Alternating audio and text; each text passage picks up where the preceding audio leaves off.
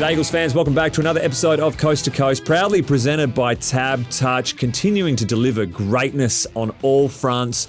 Oscar Allen, Liam Duggan, a couple of heavy hitters in the studio with me. Firstly, how are we, boys? How's everything going? I'm well, thanks, Thumper. Yeah, it's good to be back, mate. I feel at home in the podcast sphere now, so... You're very experienced now. You're very experienced now, Duggo. Just called yours. How am I going? I am Duggo still, yes. But no, it's good to be back, mate. It feels like it's been a while since I've been on Coast to Coast, so happy to be back. But you're a big-time podcast player now, is what I'm saying. Talk to us about it. Oh, this is, I'm probably dealing with big areas now. But that's okay. I'm happy to come back and help you guys out. Go back to the grassroots. No, it's I'm trying my hand at some podcasting. I've a great opportunity through our friend Will Schofield and Backchat and the Forward Drive podcast that we've got going with Ronnie Dahl. So been really good fun and enjoying the experience, and not quite at the quality of you boys yet in my hosting skills, but working on it. Have you tuned in to listen to Duggo talk all things four-wheel driving yet? Yeah, look, Duggo knows me.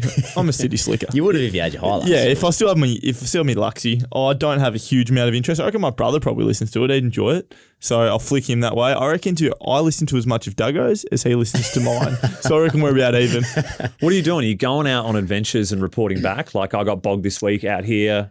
Should have seen this sand I drove through. Yeah. Super muddy. It's mainly just the gutters that I've been crushing at the moment. But no, we're starting off with the basics and building through. Ronnie's he's the big wig of forward driving camping in WA in that space. He's the guy. So he's massive on the social, say. He's massive, yeah. So he's a really nice guy. I've loved getting to know him and working with him. But that's in the scope for sure to enter in that sort of stuff as well. But at the moment, it's more in the chairs and just talking about experiences and little tips and tricks, and most of them aren't mine; they're Ronnie's. But I'm there to sort of steer the ship a little bit. How do fans find it?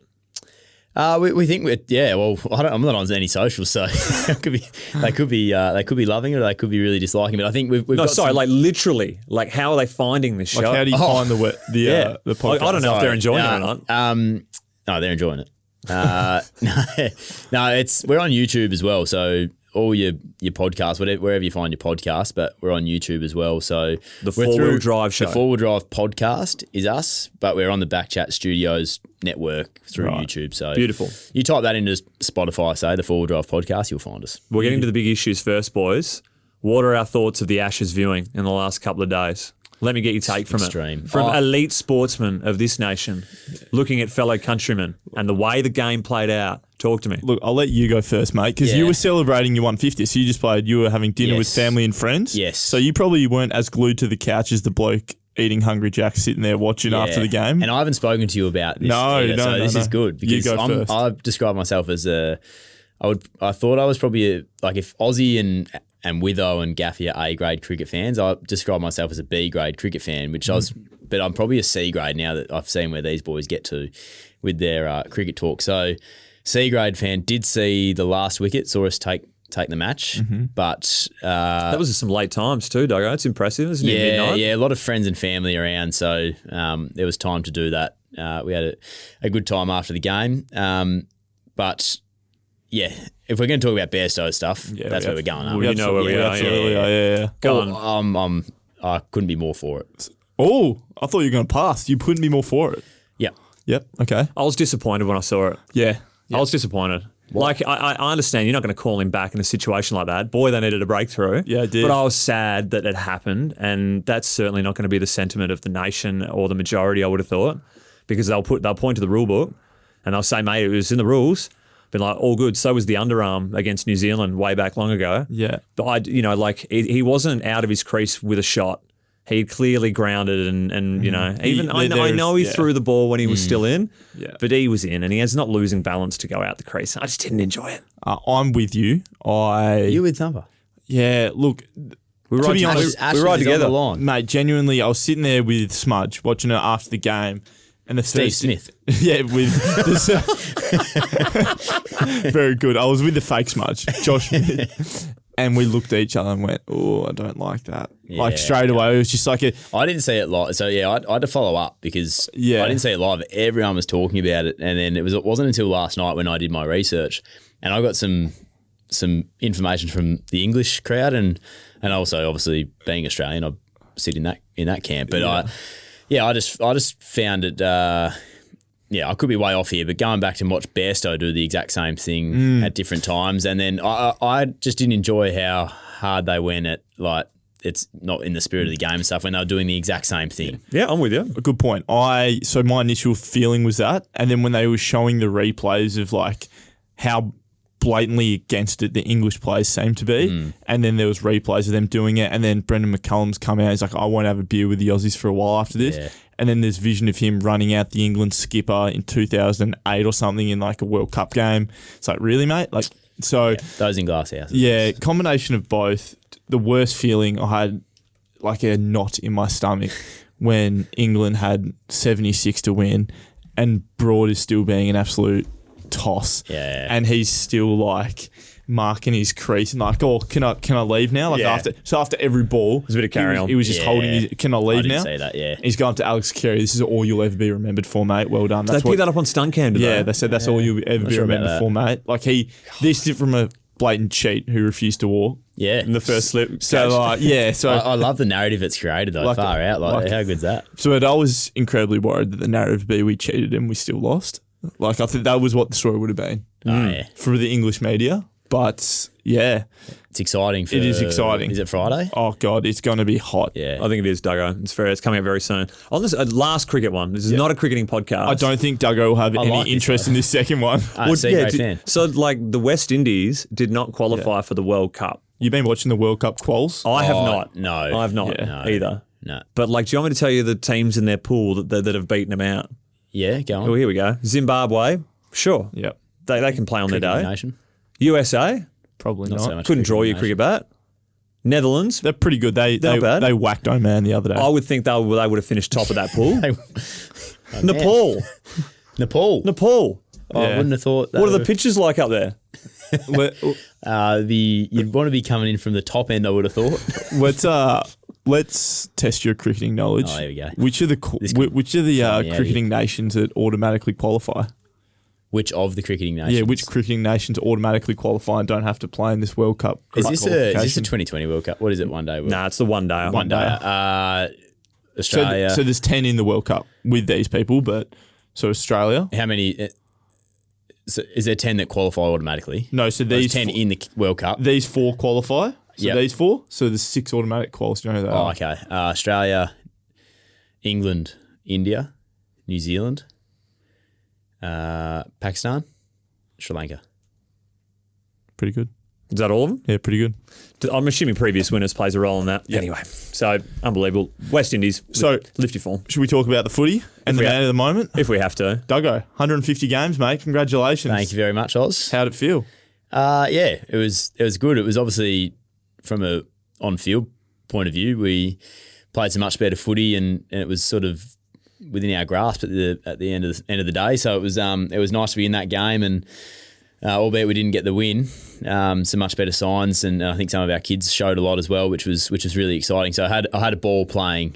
Was really frustrated we didn't get the win, but certainly some better signs there. But yeah, I suppose 150 life membership at the club, it's a big honour for me and just probably had some time to reflect during the week and was really grateful to be a part of the club for 150 games and had some good times and now we're obviously fighting back at the moment. So I've seen a little bit in that time, but yeah, just really proud and grateful to be part of the club. Not bad for a bloke that was snubbed at the under-16s level, Oz. You didn't get a gig in the state 16s. Yeah, I ended up, but I had a couple of little... You had to break some ankles of a teammate to get in. Yeah. That's nice. I wasn't even invited to the squad of 50, so different levels. Yeah, they are different levels.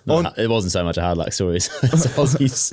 on a serious note, like me now currently, and when you drafted, like you just want to play one game, and my goal now, from a selfish point of view, is to play 150 games. Like there's no, obviously, probably number one, you want to be a premiership player, and then like play 150 games and become a life member of a footy club.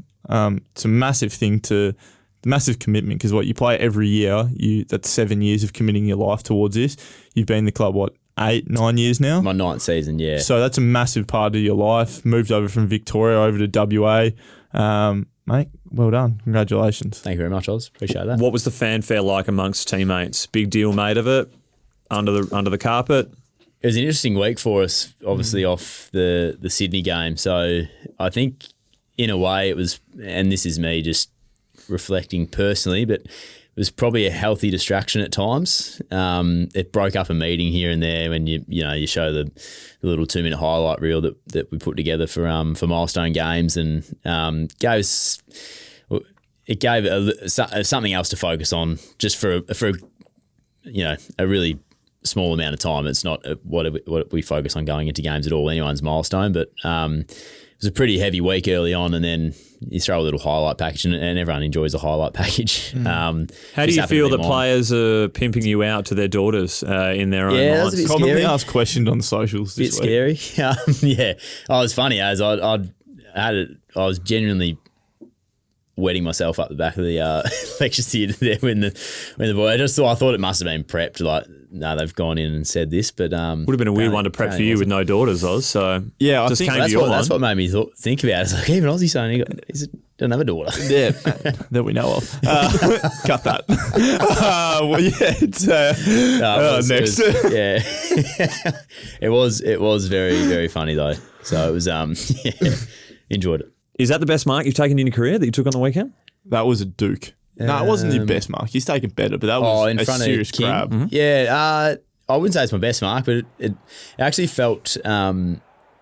We spoke about it today in the review, and just it was probably the product of a lot of pressure up the field. We're creating some sloppy kicks, so I was able to take a mark or two. TV was able to get back in the air, and some pressure on the footy allows us to play our game behind the ball as well, and start to do that in the air and on the ground. So wasn't the best mark I've taken, but it got me in the game. I felt quite good. Felt like we were working together, which was really good. I heard something in passing that you in your first week at the club were living out of a suitcase at Bunga's house. Did that happen? Yes. One of the few players who ever go inside Bunga's house. How was it? Yeah, it was. That was it. He's currently residing at another address now, but this was, it was good. Like, I obviously had watched Bunga for a long time.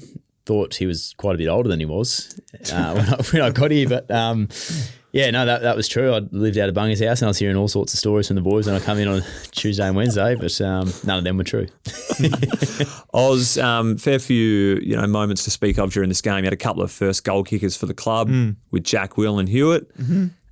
Simo said post-game that Hewitt's celebration did a lap of honour reminiscent of Warney's 700th wicket. Yeah.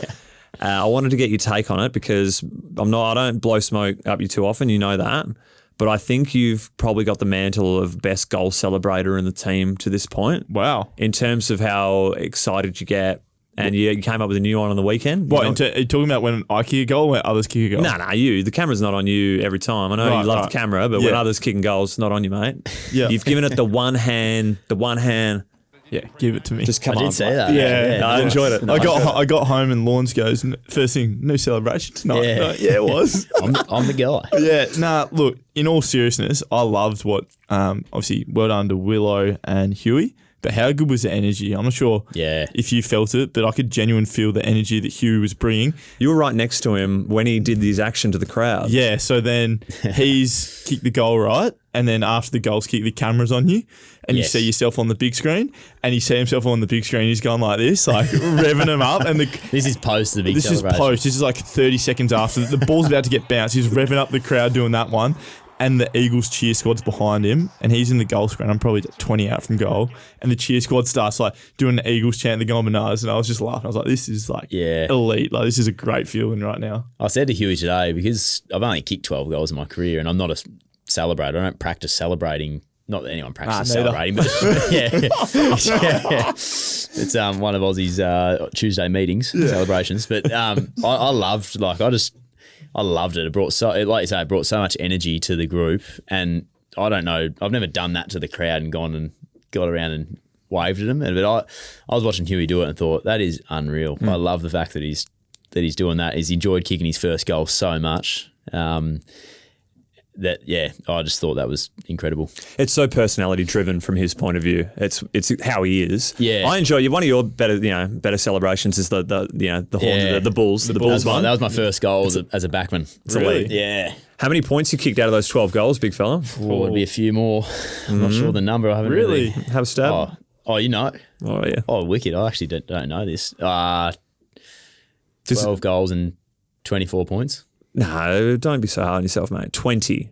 Wasn't far off. It wasn't that far And I thought you might have had the match winner or the equaliser on the weekend. Just I know. couldn't quite get it over. Was it on target? Hard to tell because by the time I looked up, it was already smothered. Callum Wilkie, I didn't realise was 3 metres tall, but time again.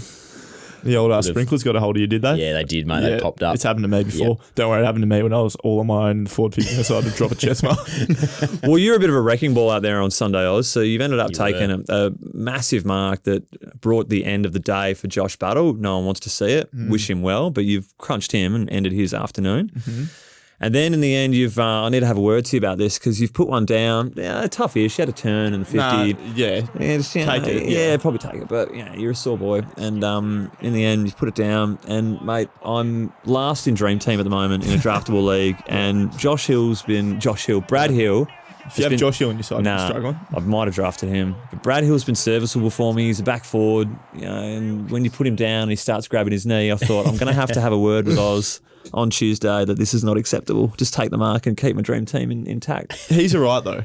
I had a chat with him. He got up and came back on. Did he? He did, Yeah, so he's okay. I had a chat with him after the Bit of game. knee tape on. Because I felt bad. Like, the battle one, it's just like that.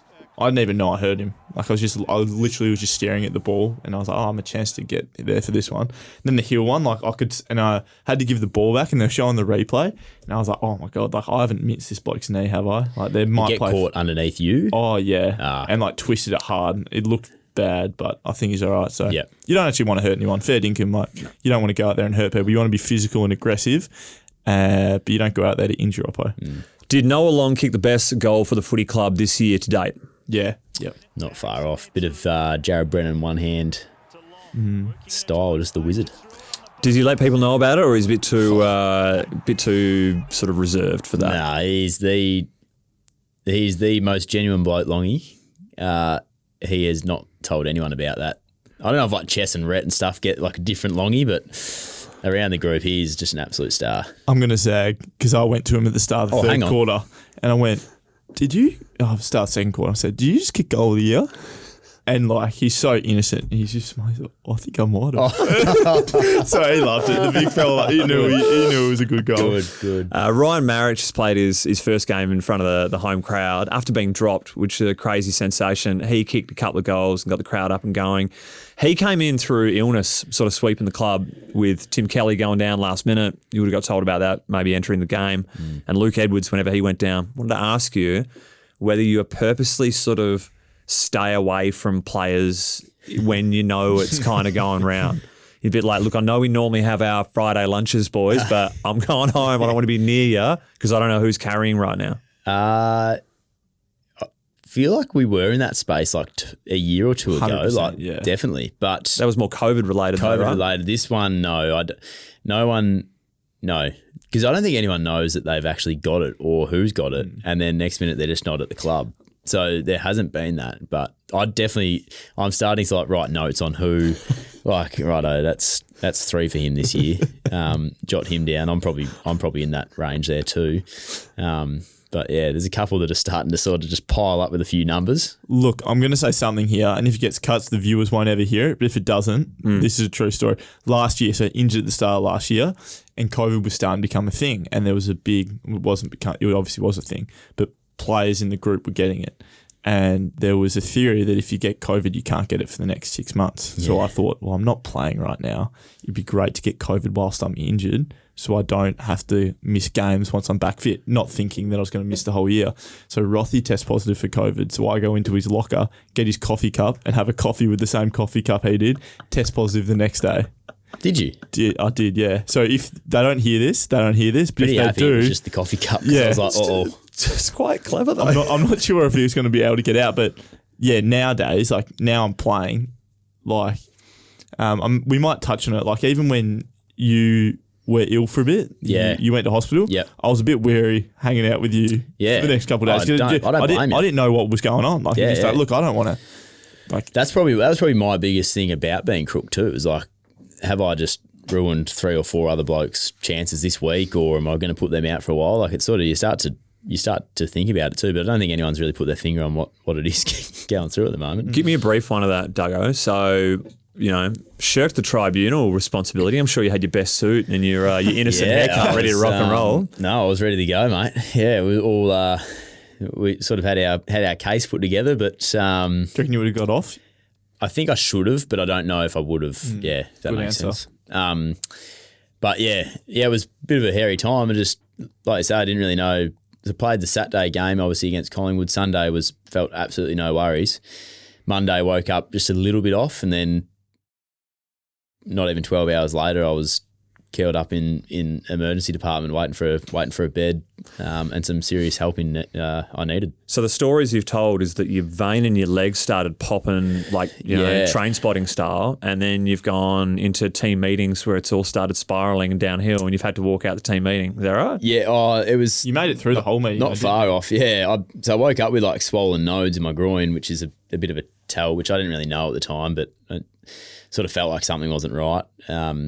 But as the day wore on, I just slowly, like, my body started to go really weak and I felt cold, and then once we sort of hit this team meeting at 3:30, say, I was sort of like almost like shaking cold. That's not a good way to be.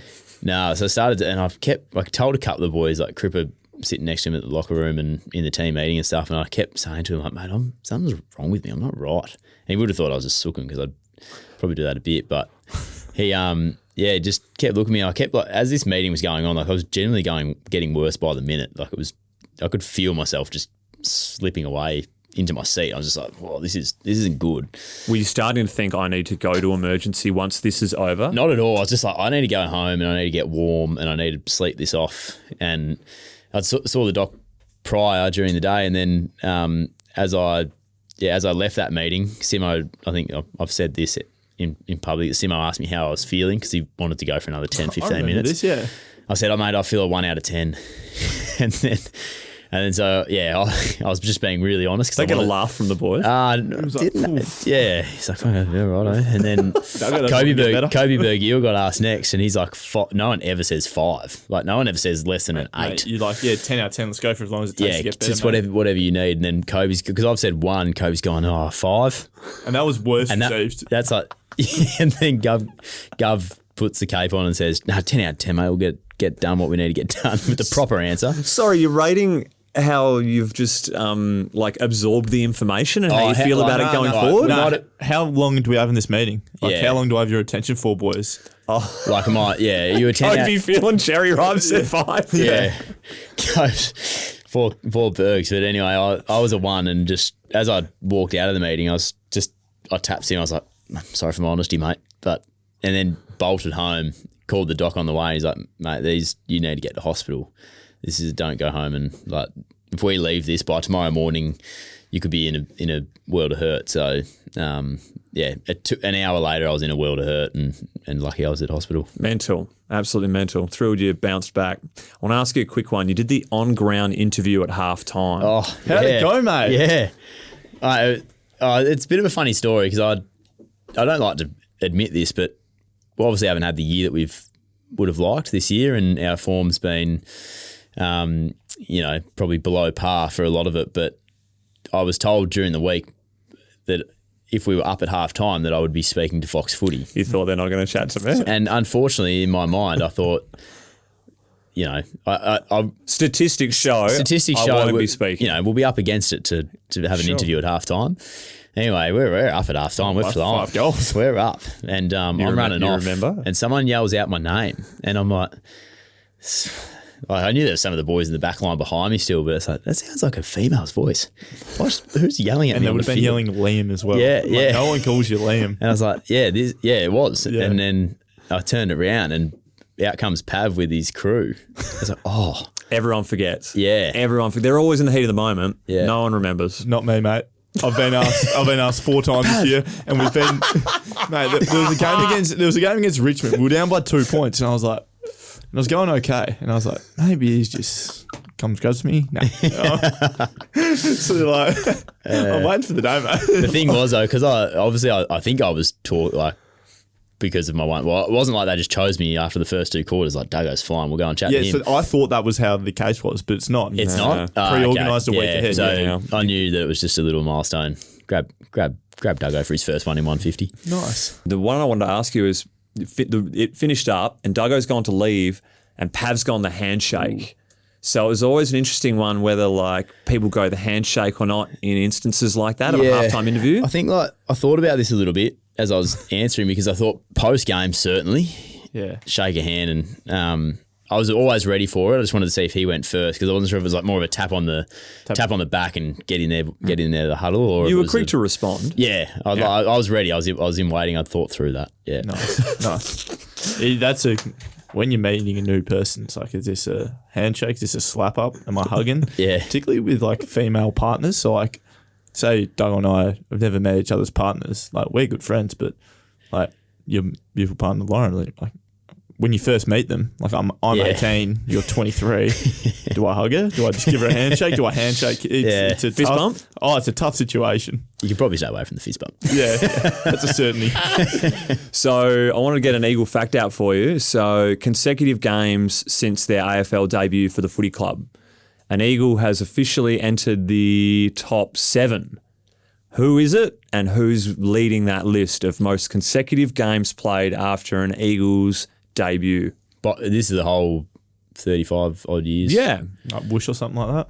No. Was it like someone playing with us now? Someone's playing with us now has just entered the... Wow. How many is that? He's the 7th on the list, so... It'll be Rubes. Correct. Oh, really? Ruben at 15 games. Oh, wow. And I've never played 15 games in a row until this year. So, impressive that Rubes done that already. Yeah. Yeah, that is incredible. He's shouldered the fair load too, Rubes. Oh, man. He's currently getting a rest on the wing from the midfield, which is just incredible. But he's an absolute professional. Mate, we'll rest you, go on the ruck for 10 minutes. Yeah. So the clubhouse leader is on 76 games straight from their debut. Can we get an era? I'll just say he's a premiership Eagle and one of the all-time greats of the game. Jacko. No, but he's second on the list at 27 games straight. Do you know who it is? Nah. Maybe. Go on. I know he played like one game of waffle.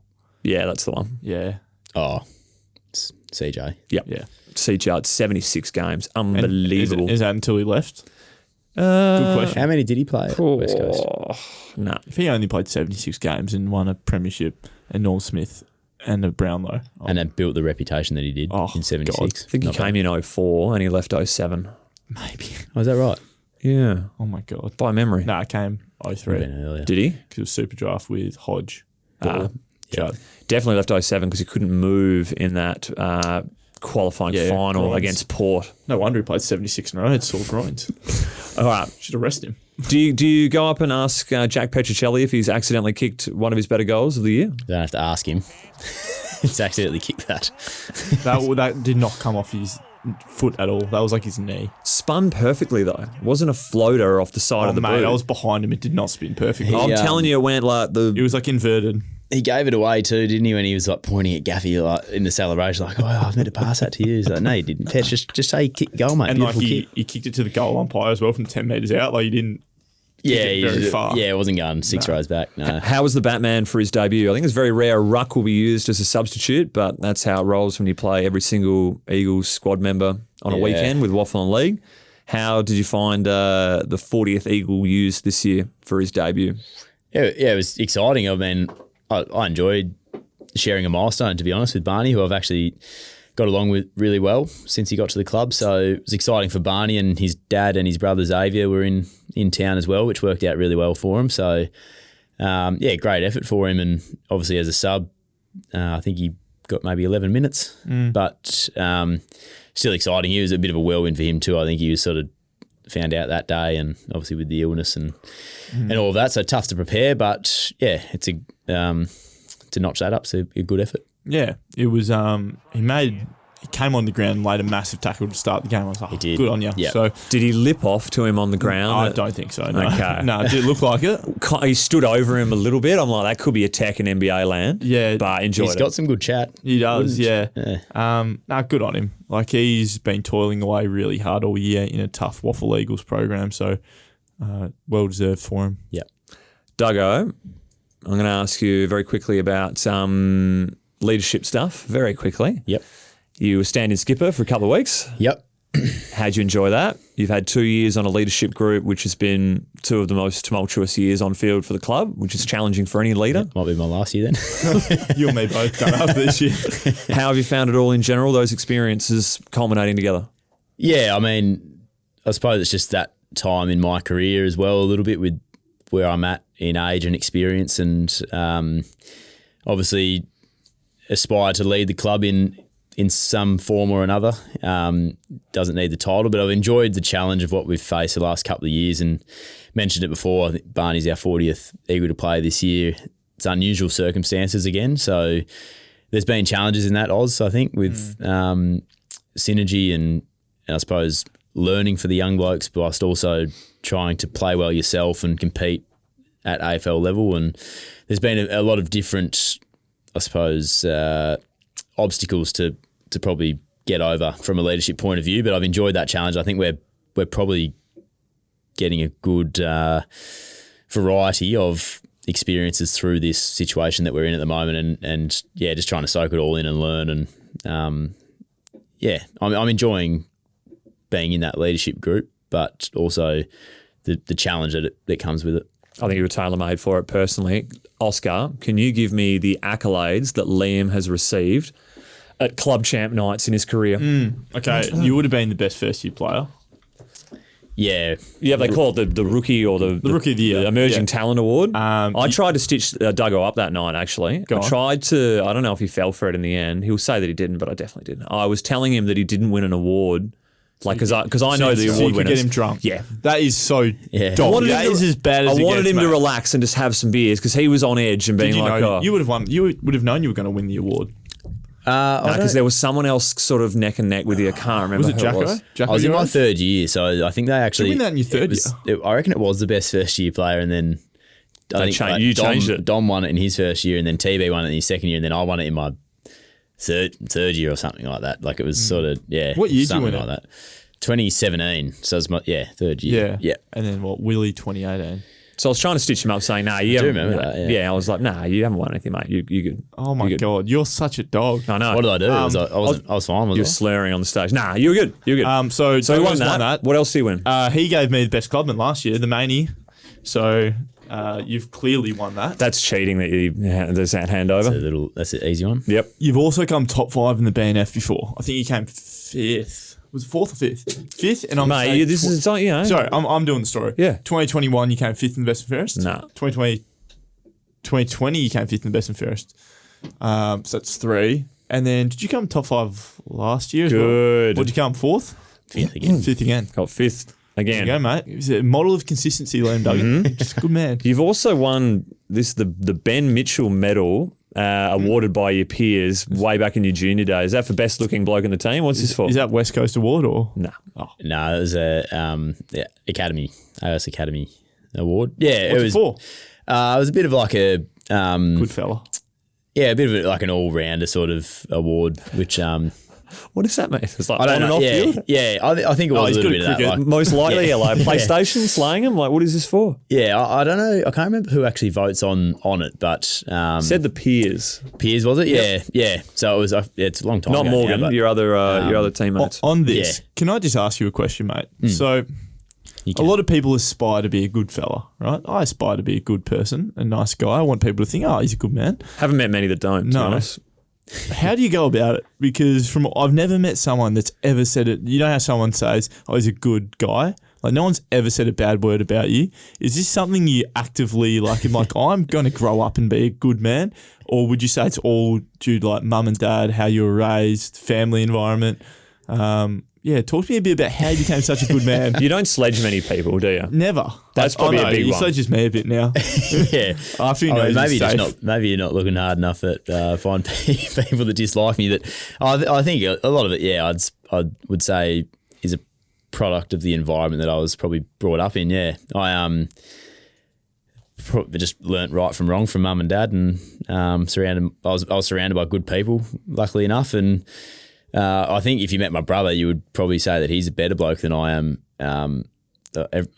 People tend to enjoy his company more than mine a lot of the time. So yeah, but I think I don't know, mate. I just I suppose treat people how I'd like to be treated, and that's what holds me in good stead. Good rule. Good virtues. Let's take a quick break and get to the fan questions on the other side of it. Oh yeah, gotta love the pluggages going on. Oscar, you've been looking at the fan questions all afternoon. Have you got anything for us? I have. You have more in the run sheet. Are we going to let them go? What have I missed? You've said something Brownlow medal counts. What does this Oh, mean? yeah. How many votes you got in the Brownlow, though? 2. Let us finish the sentence, for God's sake. You knew that pretty quick. So was that one game you've polled 2? Yeah. What game? What was the game? That was a derby back in... Really? That was back in 2017, I reckon. You had like 20 at half time. Yeah. I thought you were I had 20 at for the half medal. time. Bung had 20 in the back half, and then he got the medal. Bugger. Did you vote well? Did you almost pinch it? I think I did poll a couple of votes, yeah. I think I did. Nice. From memory. Very good. Do you want me to start or you, mate? Nah, you kick it off, mate. Alright. You open the bowling. From Jay's Jakinski 1. What's your favourite memory in a game? And you can't say the grand final because that's obviously going to be your favourite memory.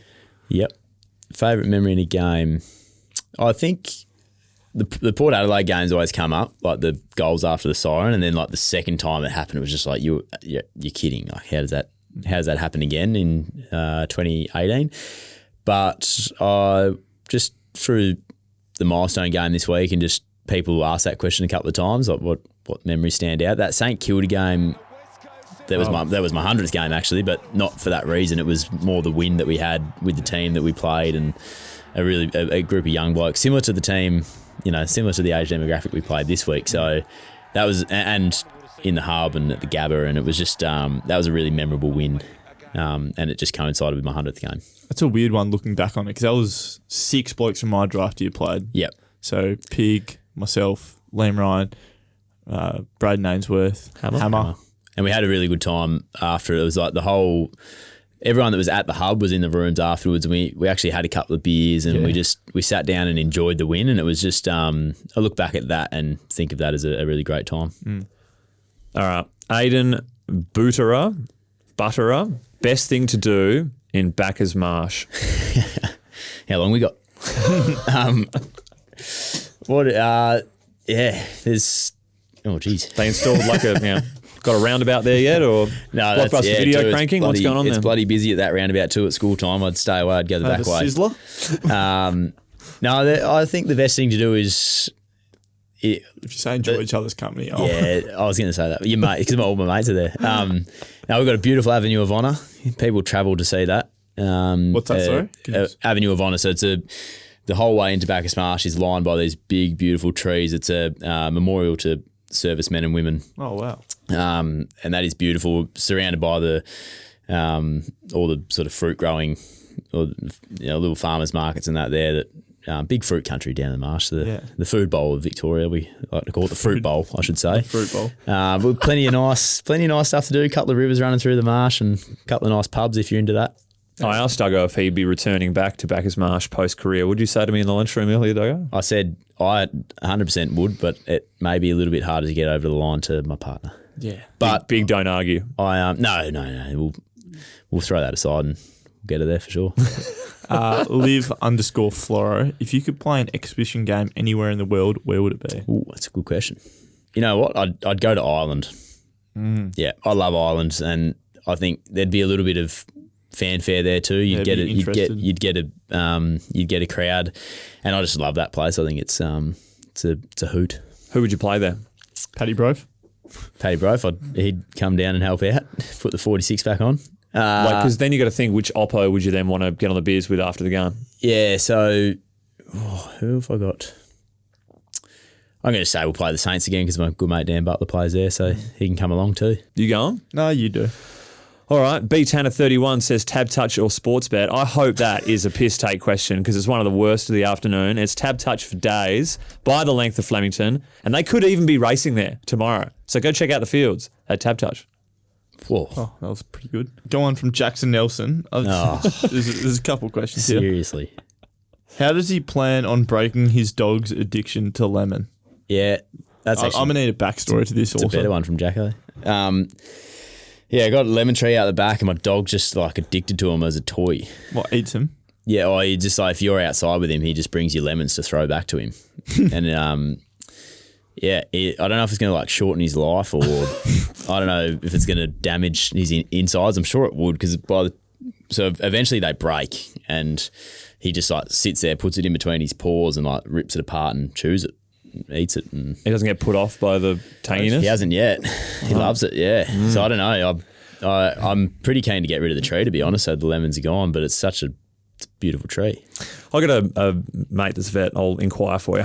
Doug and I have very different philosophies of dogs. We do, don't we? Oz? So talk to me about your two dogs, their living arrangement. They're dogs. Yeah. That's pretty much sums it up. Have you got humans? No, I've got kids. Yep. My youngest is on heat once again, so she's sleeping in the bed in her nappy.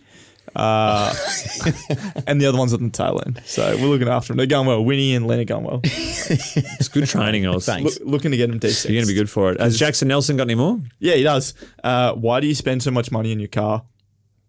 Four Drive Podcast. You will find us over at Backchat Studios on YouTube and wherever you listen to your podcast. And the final one, which I know what the answer will be to this. Does he miss living with me? Yes. I had Jacko over the other night and it was just reminisce. It's good times. Good friend. Yeah. I do miss living with him. Oh, shucks. There's a lot of questions out there about the mullet and it coinciding with chopping it off and our form going absolute downhill. So do you feel... It's my fault. Do you feel responsible to a degree? Yeah. Absolutely. Can you bring it back? No, absolutely not. Why was that? No, I'd love to bring it back. It's just like I saw the videos and photos of it during the week. Look good. Oh, wow. It looked so good. Did you think that or do you think it looked bad when you say it? Do you go, oh my God. I enjoyed it at the time and I enjoy looking back at the photos of it, but like I feel like it's a thing to do when how old I was in 2020. How old were you? 3 or 4 years younger than I am now, I suppose. So you're telling me it's time for me to It's grow a time for you mullet? to grow a mullet, mate. I You're look in the that- prime time I for a look that mullet. dumb. Yeah. I'm starting to edge toward the later 20s, so I just thought I'd just clean up my act. I like it. Yeah. From John Dawson, he wants to know who your favourite teammate is, or if you're uncomfortable about answering that one, why don't you give us your favourite first year player? Oh, my favourite teammate is Brady Hoff. Yeah. I just love Hoffy. He got my trademark vote on the weekend because he does what is asked of him and he just does it without a fuss and he wants to do what's right for the team and he's just eager and he's keen and he plays the right way. So I love Hoffy. My favourite first year, I love them all, to be honest. Like all for different reasons. Longy's just he's a little star. Yeah. He's great. And the thing about Longy is Cripper is like all in on Longy, which is tough for a young bloke to do. It's tough to break Cripper's wall down. So speak to me until I was like 20. The fact that he just loves spending time with Longy. So that's a glowing, I suppose, review from Cripper if you brought in by him. And a genuine rarity that like someone playing your position who's younger than you who is like. You're just like, yeah, I love this guy. I'll die for him. Yeah. Like, no, He might steal my spot one day. Yeah, but I'll be happy when he does it. Yeah, like I can't wait for him to play my role, and I'm watching in the crowd. Like I feel like Cripper thinks that when he sees I me reckon play. he does. Cripper's wife often asks me what I did right to be friends with him. It's just like Friends how do you do everyone. it? Tie taker with the last question of the afternoon. Thanks to everyone who wrote in. Please continue to do so because we are not great at creating content, as you can tell. Lies. He says, yourself, what is the piece of life advice that you can give? Piece of life advice. I think what I said before, treat others how you'd like to be treated. That would usually hold you in pretty good stead and you're never wrong to do the right thing. Duggo, it's been quality that you've stuck around. Like, it's so late in the day. Sorry, this is my fault. Thank you for sticking around, Duggo. No, I was busy too, mate. So Best bloke of all time. You don't need to make an excuse for me. Thanks to Tab Touch for being on board. Good luck on the weekend. Bris Vegas, they're paying, what are they paying? Oh, you don't need to answer that. I know. It's gambling. I also know. They are paying $1 right now. So you can't make money off can't them. get any shorter. Yeah. I've wasted money in worse ways, but it's not good to back Brisbane right now. We were $50 to beat Brisbane prior to the weekend.